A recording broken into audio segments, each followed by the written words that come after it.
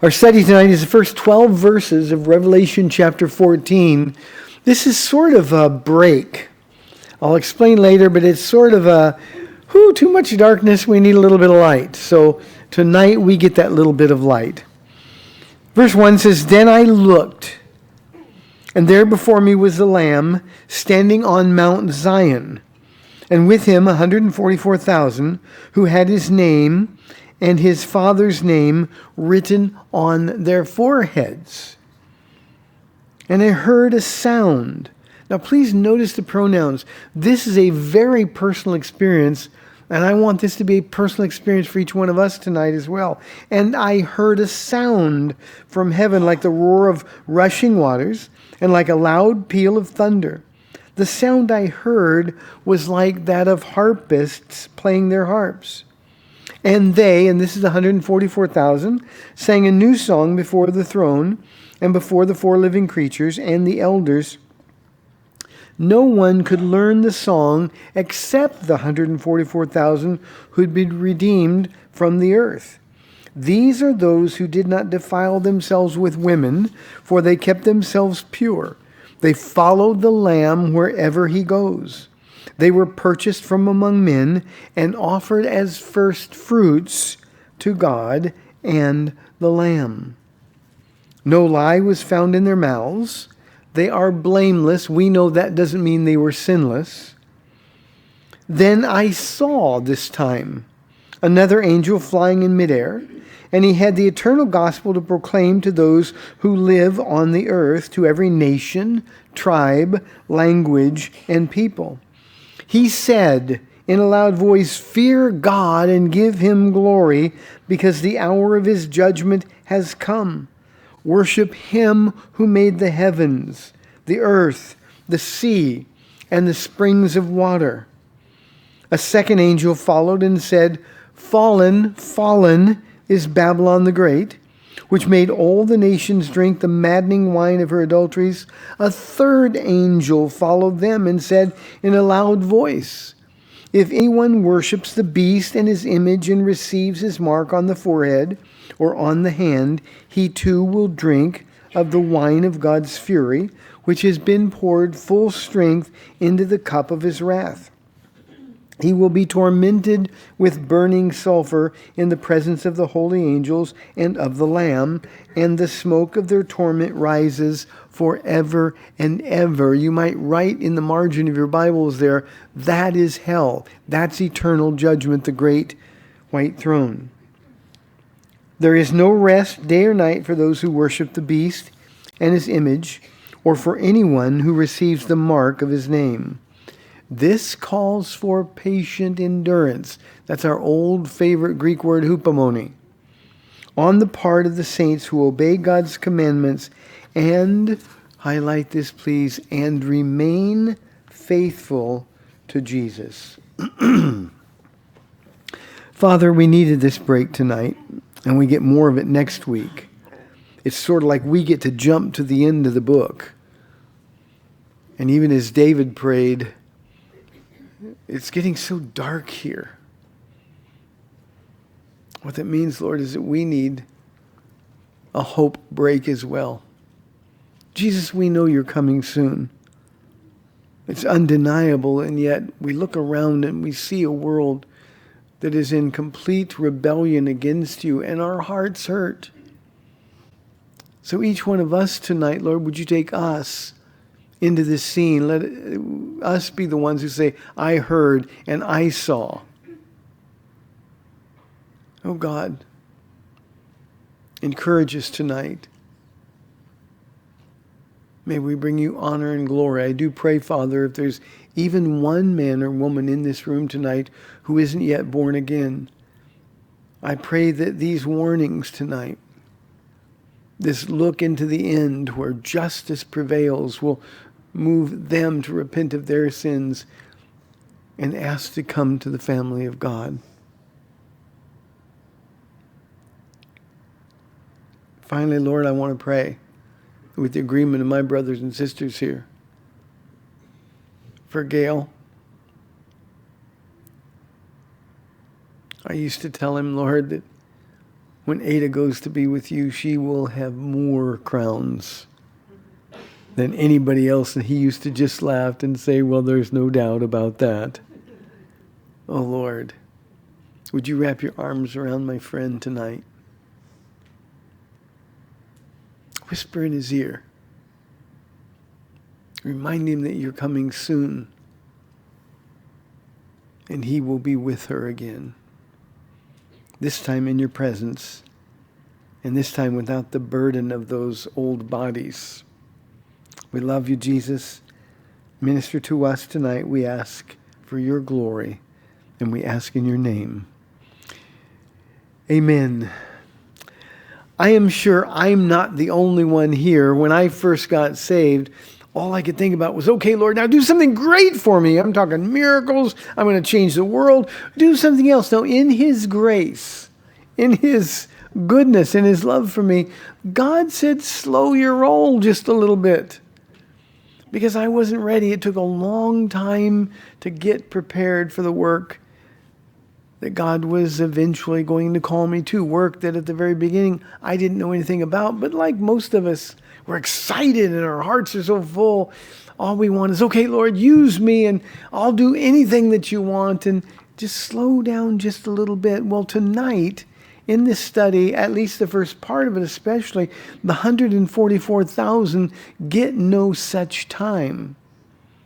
I want you to think about these men, 144,000 Jewish evangelists, but they're new believers.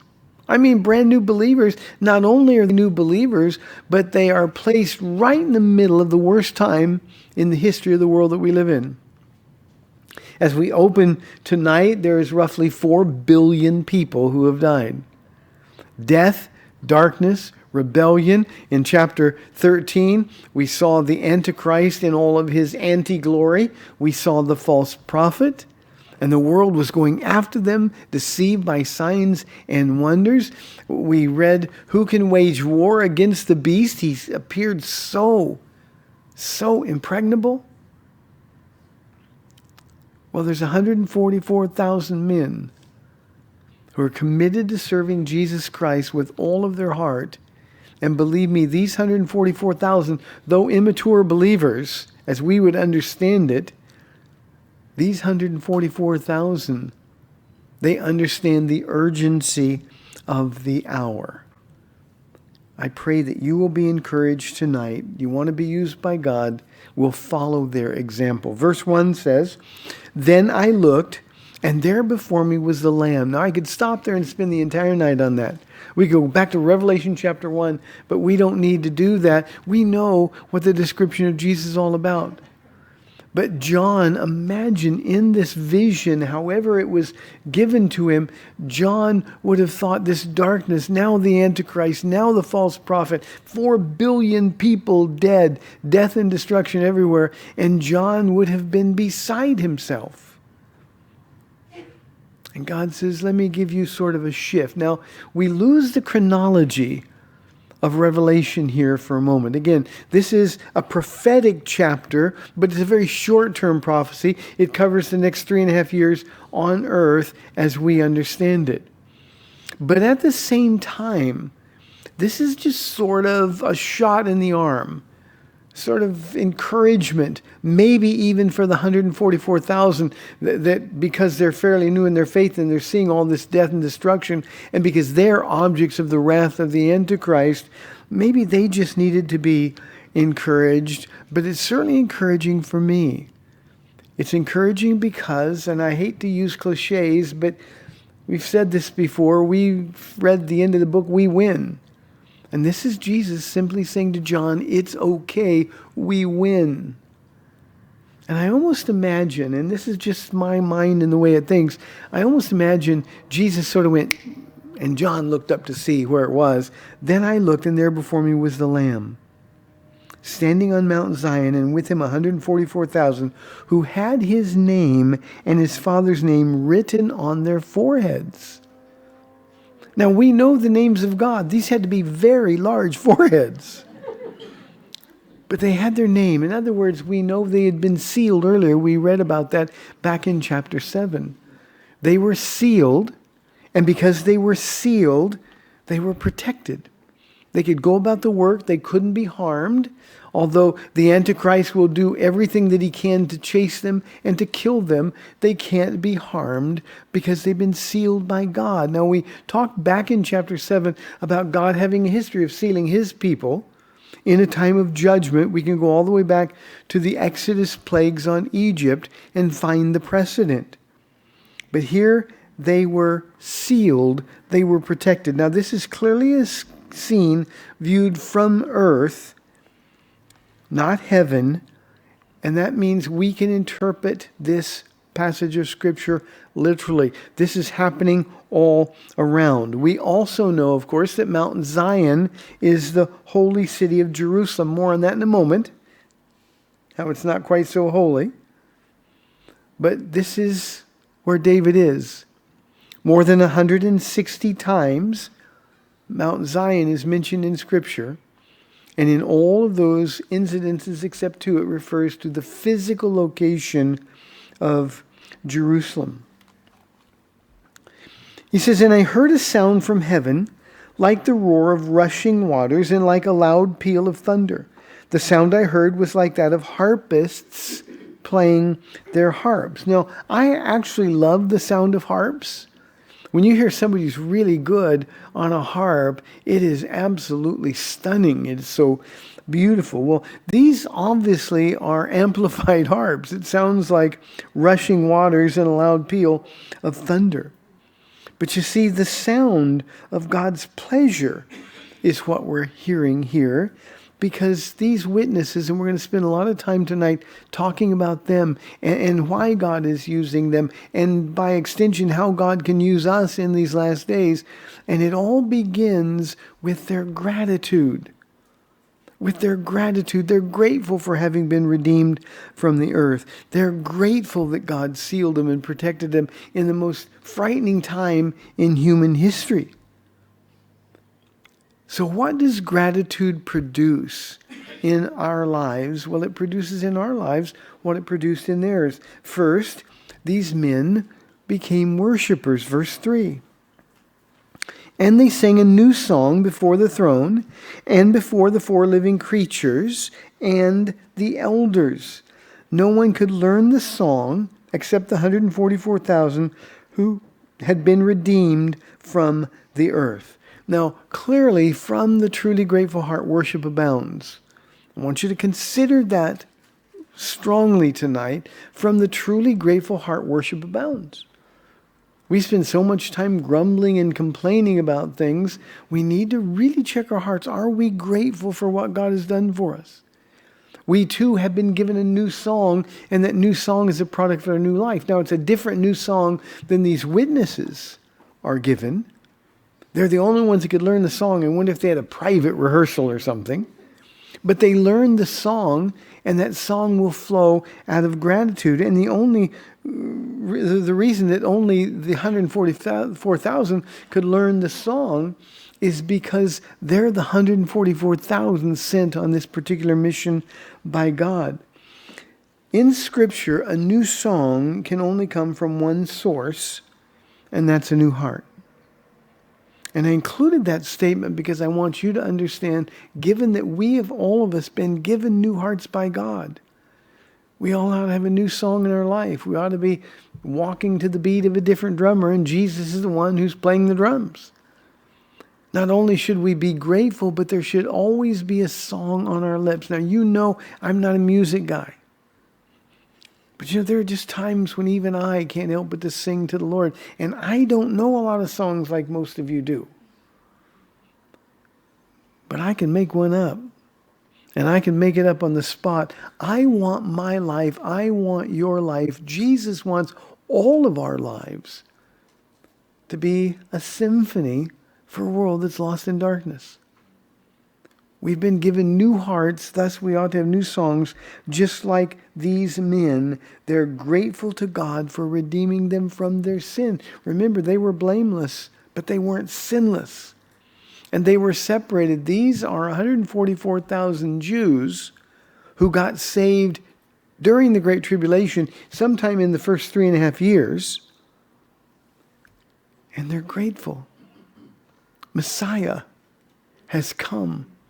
And their minds and their hearts were suddenly opened, and they knew that Jesus was the Christ, the Son of the living God. You remember when Jesus said to his disciples, "Who do men say that I am?" And they said, "Well, some say you're Elijah, risen from the dead. Others say you're Jeremiah.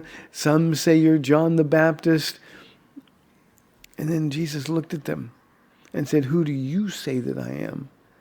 And Peter, of course, the spokesman for the group, said, "Thou art the Christ, the Son of the living God." I keep reminding you that all of the disciples and Jesus spoke King James.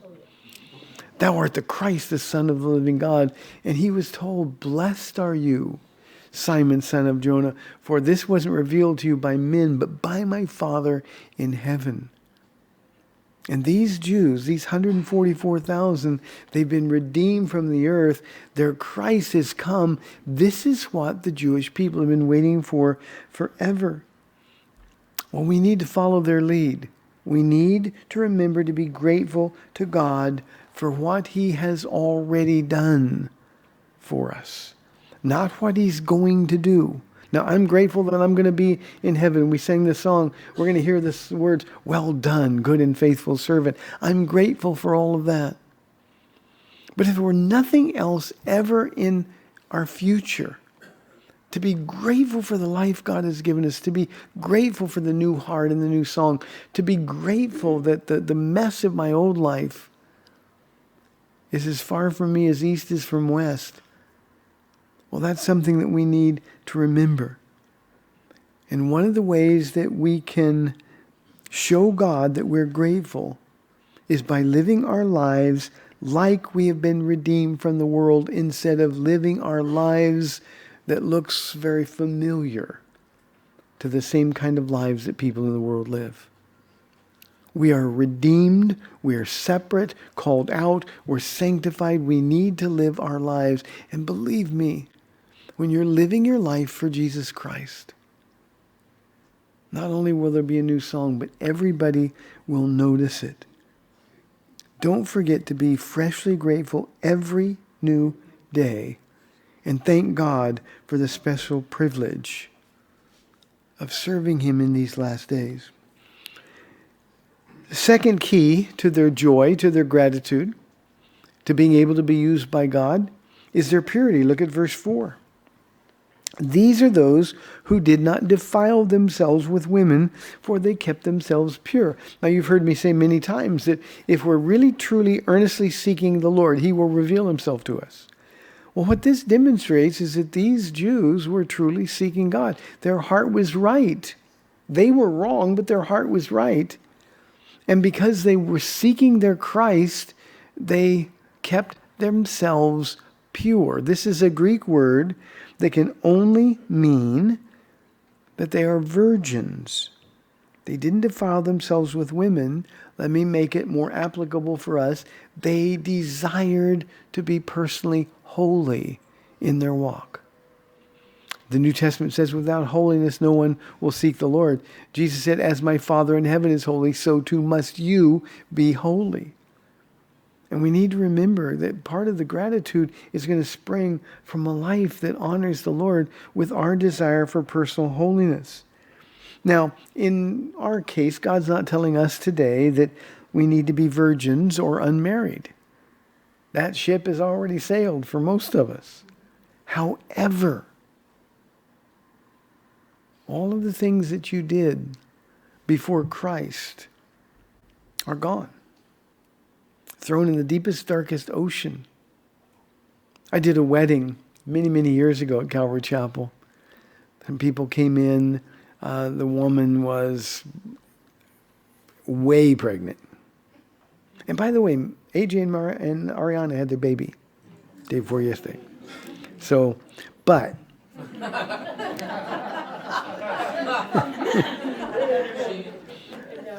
But when she was... They came, they got saved, and it was radical. I mean, they were just like all over the place. They were so joyful, so grateful. And they were telling everybody. And so obviously we told them, okay, now you got to get married. And so I married them. And when I turned him around and introduced him to the crowd, I said, with this woman whose stomach, it moved the front row. That's how pregnant she was. I said, I introduce to you a virgin in Jesus Christ. You see, it doesn't matter what you've done. God has forgiven you. You've been redeemed from all of that. The old is gone and the new has come. For these 144,000 men, the time that they have left in the Great Tribulation, the last 3.5 years, will be so terrible that they're not going to be able to worry about wives or families. They're going to be like the Apostle Paul, who was celibate. These are modern day John the Baptist. It's sort of a in the future revision of the Nazirite vow. Again, seeking personal holiness. I want all of us, starting with me, to hate our flesh. I hate my flesh so much. I'm ashamed I don't hate it more. But we need to hate our flesh, and we need to take Paul's counsel and make no provision of the flesh. When we feel ourselves getting angry, we need to kill it right away. When ugly thoughts come into our mind, we need to take those thoughts captive and make them obedient to Christ. When the enemy is lying to us and pushing all of the buttons that he's had the ability to push throughout your walk with the Lord, what you need to do is say, okay, Lord, I'm not going to let him push those buttons. You deal with it. We need to be men and women who hate our flesh. And part of the reason, in fact, the primary reason we hate our flesh is because his righteousness has been given to us. And imagine covering his magnificent righteousness with our dirty, stinky flesh. It is impossible. According to this same author, I'm not going to read the passages to you. It takes too long. But if you read the book of 1 John, it is impossible, according to the same author, to continue to sin, willfully rebelling against God, and claim to be a Christian. We've got to hate our flesh. We're going to fall. We're going to fail. But when we do, please hate it. If you want to be used by God, you've got to hate it. God, I'm so sorry I did it again. And he'll put his arm around you and say, it's okay, you're forgiven. Let's do it over. These 144,000, they were grateful. They were worshipers. They were walking after holiness. They also, the rest of the verse says, they follow the Lamb wherever he goes. They were purchased from among men and offered as first fruits to God and the Lamb. That just says, just be with Jesus. These 144,000 were taking their orders from Jesus himself. They followed him wherever he went. The worshiper of God, the grateful man or woman, is a man or woman who will follow Jesus wherever he goes. John chapter 10. He calls his own sheep by name and leads them out. When he has brought out all of his own, he goes on ahead of them, and his sheep follow him because they know his voice.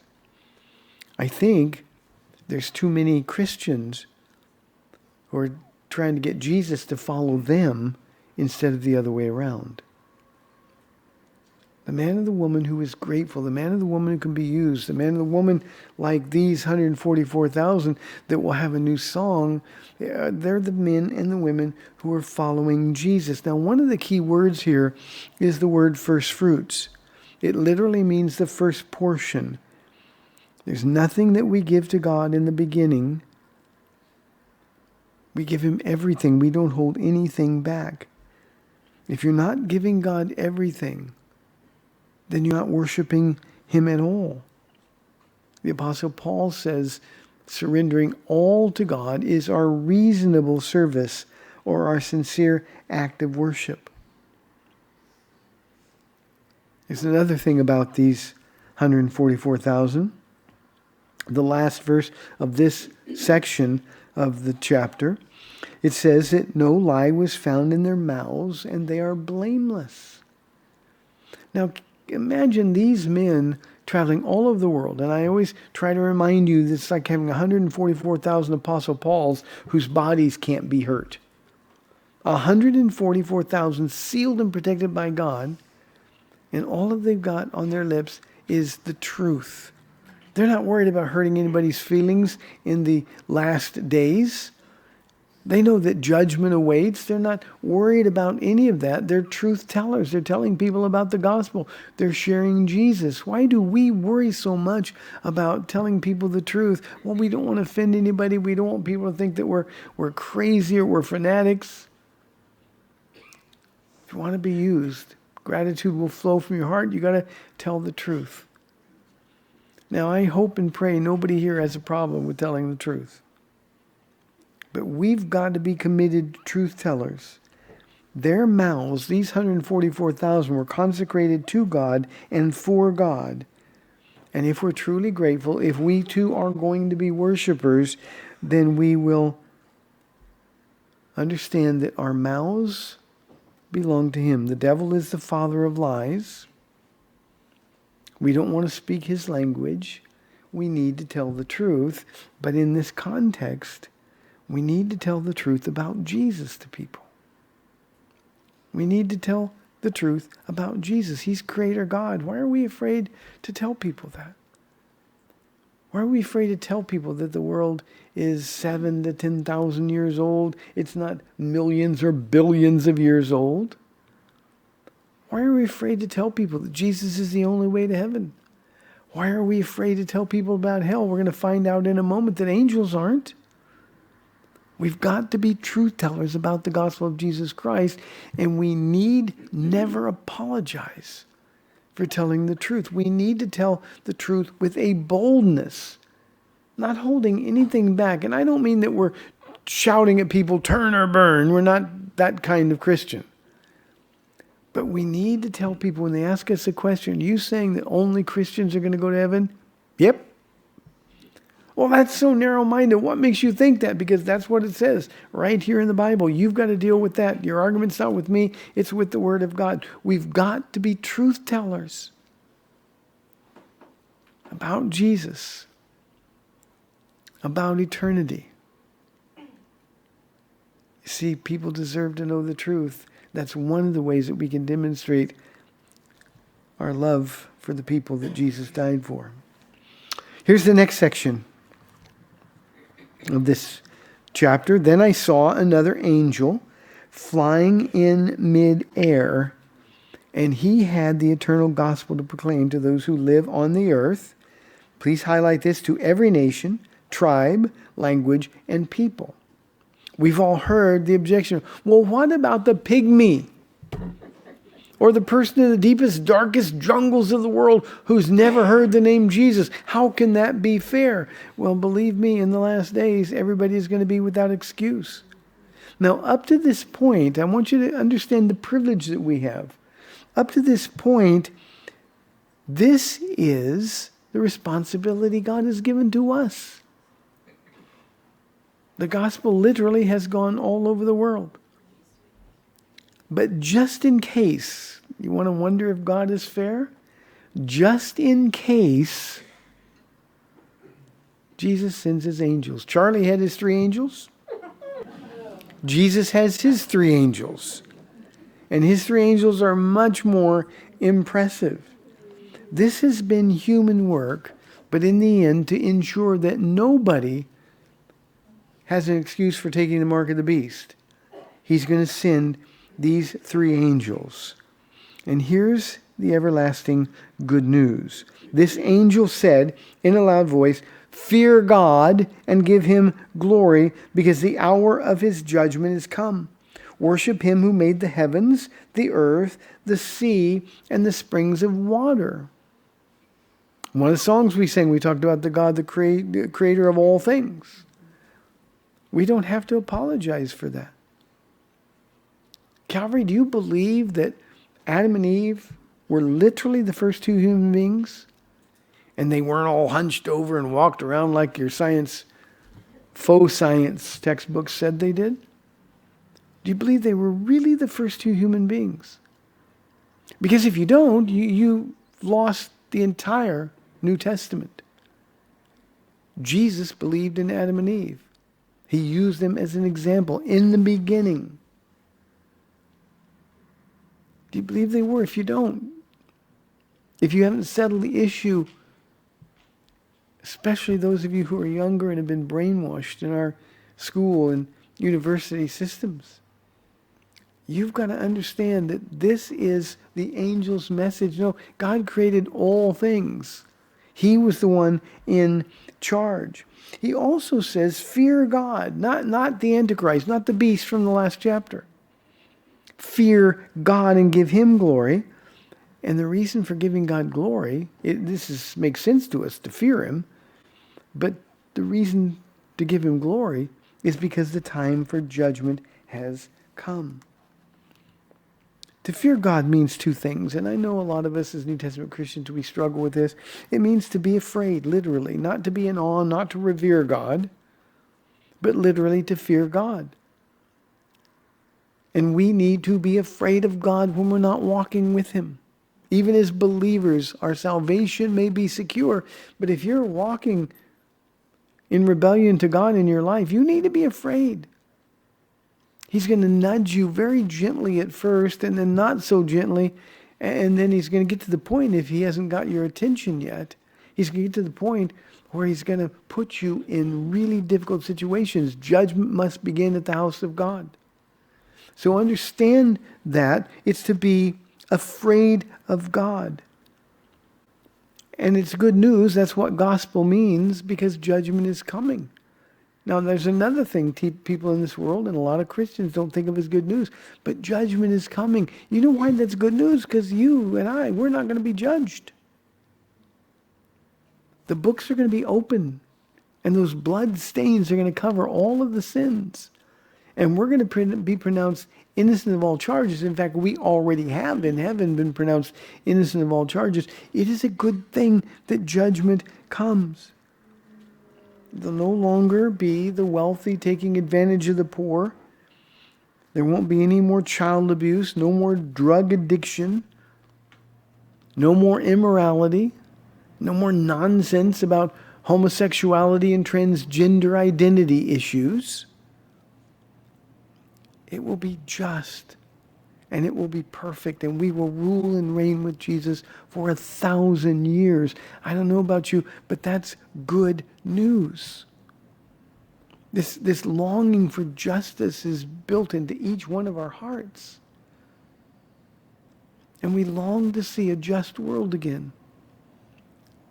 We don't want to see any more innocent people convicted. We don't want to see any more guilty people get off. That won't happen ever again when Jesus rules and reigns during the millennium, and then certainly later in the new heavens and the new earth. There won't be anything evil at all. Judgment is always good news. And if you don't think so, perhaps it's time for you to check your heart with the Lord. This angel's message is to fear God. That's part one. But part two is to worship God. Now remember, this is a world where 4 billion people are already dead at this point in Revelation. And they're telling worship God. Why? Because God is worthy of worship. We were created for that worship. God is worthy of our worship. That's the first angel's job. Verse 8, the second angel followed and said, fallen is Babylon the Great, which made all of the nations drink the maddening wine of her adulteries. Now this is also good news. When you see Babylon the Great, that's the commercial and the religious Babylon is fallen. We'll see much more on that when we get to chapters 17 and 18, where we get all of the details. But basically the whole world collapses because of God's judgment. The world that has reveled in their wealth and in their high position, all of it is going to come crashing down. Babylon will fall at the end of the Great Tribulation. Remember the prophetic nature of this chapter. Now, Babylon in your Bibles always represents wickedness. It's being totally given over to wickedness. It's a one-world economy where people can neither buy or sell without the mark of the beast. We talked about that last time. And religious Babylon, we also talked about last time. is the false religion of Satan, headed by the false prophet himself. And again, the details come on the fall in chapters 17 and 18. This angel is basically saying, Babylon is gone. Don't look to Babylon for hope. There is no hope. So that's the second angel's message. Verse 9, the third angel followed them and said in a loud voice, if anyone worships the beast and his image and receives his mark on the forehead or on the hand, he too will drink the wine of God's fury, which has been poured full strength into the cup of his wrath. He will be tormented with burning sulfur in the presence of the holy angels and the Lamb. Now, I personally call this third angel the angel of last chances. This is the angel that just in case there's anybody in the world, they haven't yet taken the mark, and they're thinking about it, this is going to be an angel who goes all over the world proclaiming, if anyone worships the beast and receives his mark, basically it's too late. It's too late. Don't take the mark. Now again, with these three angels' messages, I want you to consider the fairness of God. The enemy's always bringing these objections. Well, what about the people that don't hear? Well, in the last days, in the last of the last days, in the Great Tribulation, even with this kind of information available to everybody, everyone is without excuse. People are going to rebel. They're going to take the mark. Why? Because they want to eat. Because they want to be able to buy stuff. They're going to bow down and worship the beast, the Antichrist. They're going to be enthralled by the miracles of the false prophet. And they're going to proclaim them God. No one, and I want to emphasize this, no one will take the mark of the beast unaware. It is so frustrating. I continually get the calls on the radio program from people thinking, well, a chip is the mark of the beast, or the vaccine is the mark of the beast, or are we taking it unwittingly? Are we being trapped? No. Everyone who takes the mark of the beast in the Great Tribulation will do so knowing that they are completely rebelling against Jesus Christ and siding with the Antichrist. It's a choose sides sort of issue. And that's exactly what they're going to do. God's final warning to those still alive on the earth is that the easy way, at least the way that seems easy, that's allegiance to the beast, taking the mark, is really the hard way. This angel is, in effect, declaring a message that we've heard before. Way back in the Old Testament, in the book of Joshua, after the campaign in Canaan is complete, Joshua says this to the people of Israel as he's preparing to die. If serving the Lord seems undesirable to you, then choose for yourselves this day whom you will serve, whether the gods your forefathers served beyond the river, or the gods of the Amorites, in whose land you are living. In other words, do what you're going to do. I say that to you guys all the time. If you're not going to follow God, then have fun. But there's a cost. And then Joshua says this. Joshua, now ready to die, a revered Israeli hero. And he says this, but as for me and my household, we will serve the Lord. In other words, in this study, the angel is saying there's no time for indecision. I'm telling you that in the very hour that we live in, there's no time for indecision. The consequences for not choosing Jesus are stunning. Look at verse 11. And the smoke of their torment rises forever and ever. The literal Greek here is rises to the ages of ages. It's the strongest expression the Greek language allows to express eternity. And of those who will be judged, it says there's no rest day or night for those who worship the beast in his image, or for anyone who receives the mark of his name. Now, we get a lot of heat from people. Well, what about the mean Old Testament God? Jesus is so loving, and Jesus is so nice and so gracious. But that Old Testament God is just mean. He's really, really mean. Well, this is the New Testament God that's being described. If you don't believe this, write it down and pray about it. Hell is real. and it lasts forever. Christians, we don't have to apologize for this doctrine. The idea of universalism, that somehow everybody makes their way to heaven because God is gracious. God wants to forgive everybody. And we're going to find when we get to heaven that this was God's way of trying to control us. But now everybody goes to heaven and God is pleased because all of his human family is together. That's not true. Jesus speaks more about hell than he does about heaven. And Jesus talks about being eternal, lasting forever. For those who say they don't believe in a literal hell, Jesus did. John, in writing this chapter, did. And we need to think about the choices we make in light of eternity and torment. Now, we may hate the idea, may hate even the word torment written here, but we have to deal with it. It means to torture. How could a loving God torture anybody forever and ever? Well, let's just stick with the facts. We're all created eternal beings. When we are born, we're going to live somewhere forever from that point forward. We're going to live with Jesus, we call that heaven, or we're going to live separated from Jesus, we call that hell. But we're going to live somewhere, and what God does, we know that judgment, Isaiah 28 says, is a strange work for God. God made it almost impossible for anybody to go to hell. You know, in our language, we have a saying, over my dead body. Well, heaven says the only way to go to hell is over my dead body. That's Jesus. But what God does, because he gives us the will, the decision to make our own choices, God lets us choose. The problem is we have to choose while we're alive here. Do you choose Jesus? Well, then heaven is what awaits.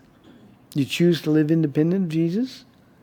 Well, God honors that decision you make in eternity, and you will live forever independent of God. God will simply say, you wanted to be independent from me your whole life. So now I grant your request. And I want to say this again. We don't have to apologize for this doctrine. Hell, the lake of fire, is a place where there will be conscious, eternal judgment forever and ever. Luke chapter 16 gives us a picture of that eternal judgment in the place called the abyss in the center of the earth. But when the great white throne judgment happens, that compartment will be emptied and everybody will be taken to the great white throne and they will be judged. Would God, a loving God, really send people to everlasting torment? He would do it with a broken heart. And he will say, every knee will bow and every tongue confess, and he will say, I did everything I could. Please, I know I'm being redundant. Don't apologize for hell. Explain it, but don't apologize for it. And then he closes by saying, this calls for patient endurance on the part of the saints who obey God's commandments. And I asked you to highlight this, and remain faithful to Jesus. Now, in our day, we've got to be patient. Hupomone, the willingness to stay under pressure even though there's a way out. But understand, for the 144,000, for all of the people on earth at the end of the Great Tribulation, the way out is to take the mark of the beast. They can fill their bellies. They can eat, drink, and be merry. They can give themselves over to wanton lust. That's what the devil's always wanted. But that's going to seem to be the easy way out. Life is going to be hard. Sacrifices are going to have to be made. Stands for Jesus are going to have to be made. And the people who won't make them, well, they're the ones who haven't patiently endured. Now, for you and for me, it's different. We've been sealed just like these 144,000 have been sealed. Our eternal fate, if you're truly born again, is set in stone. But what about you in these last days? What about you when the whole world is calling you a bigot and a hater because you won't just go along with the whole lie of this world? When you say there's only one way to heaven, the whole world is on course for a one world religion. We talked about it last Friday night. Are you okay with saying only Christians, only born again Christians are going to be in heaven? Are you going to be one of those patient endurers, hoopamoni? It's easy, isn't it, to take the easy way out at work? Well, I got to go along to get along. A lot of you are in professions where your career depends on you taking sensitivity training and signing sort of oaths to say, well, I'm not going to be a hater. Are you going to be able to say, Jesus, I'm with you. I'm with you. There's a new song in your heart because you've been given a new heart. In these last hours of these last days, we need to be the men and the women who patiently endure, knowing that Jesus is there with us. If God is for us, who can be against us? We are more than conquerors through him who loved us. Nothing can separate us from the love of God. Do we really believe those things? Because if we do, our new song is a song of gratitude. It's a song of hope and joy. It's a song that says, I've got the answers that the people in this world are looking for, and I'm going to tell them the truth. The 144,000 are new believers. Most of us are not. So let me close with this. What about you? And what about tonight? If you have to get right with God before you leave tonight, do it. If you need to repent because you haven't been pursuing holiness, do it. If you've been a grumbler and a complainer rather than a grateful worshiper, then repent. The Lord just spoke to my heart and said, tonight there's power to heal. If you need to be physically healed, can you say, Jesus, if you do this for me, then all of my strength will be reserved for you. I'm going to stand for you.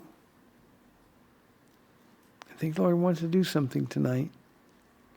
The choice, as always, is yours. Would the men and women from the pastor's class come forward? Father, as we close tonight in prayer, we ask, oh God,